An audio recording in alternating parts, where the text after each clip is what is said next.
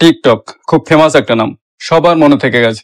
এই অ্যাপটি অল্প দিনে এতটাই পপুলার হয়ে গিয়েছিল যে হাজার হাজার ক্রিয়েটর এই অ্যাপটিতে কাজ করার জন্য আগ্রহী ছিল। কিন্তু হঠাৎ করে কেন এই অ্যাপটি ব্যান করে দেওয়া হয়, এবং এখন প্রশ্ন একটাই, এই টিকটক কি আবার সত্যি ফিরে আসতে চলেছে? তো চলুন মূল বিষয়টি জেনে নিই।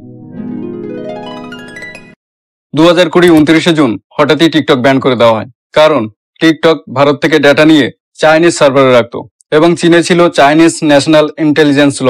তো আমাদের দেশের কোটিরও বেশি ইউজার্সদের ডাটা চীনে ছিল, যেটা চীনের সরকার যে কোনো সময় ব্যবহার করতে পারতো। তো এই কারণে দেশের সুরক্ষার জন্য আমাদের দেশে টিকটককে ব্যান করে দেওয়া হয়। তো এখন প্রশ্ন, এই টিকটক কি আবার ফিরে আসতে চলেছে? সম্প্রতি টিকটক যখন ওপেন করে দেখা হয় তখন দেখা যায় যে টিকটক ওপেন হচ্ছে এবং ডোনাল্ড ট্রাম্পের ক্রিয়াকলাপ সম্পর্কে রাজনীতির জগতের মানুষ অবগত। সেদিক থেকে ভারত এবং চীনের মিত্রতা আগের থেকে একটু বাড়ছে। তো এই কারণে প্রশ্ন উঠে আসছে যে টিকটক কি আবার ফিরে আসতে চলেছে? গভর্নমেন্ট ক্লিয়ার করে দিয়েছে যে টিকটক আর ফিরে আসবে না। যে ওয়েবসাইট থেকে টিকটক খুলছিল সেটি ছিল একটি টেকনিক্যাল গ্লিচ। তো টিকটক আর আমাদের দেশে ফিরে আসছে না। তো এই ছিল আজকের ভিডিওটি ভালো লাগলে লাইক করবেন, চ্যানেলকে সাবস্ক্রাইব করতে ভুলবেন না। দেখা হচ্ছে পরের ভিডিওতে।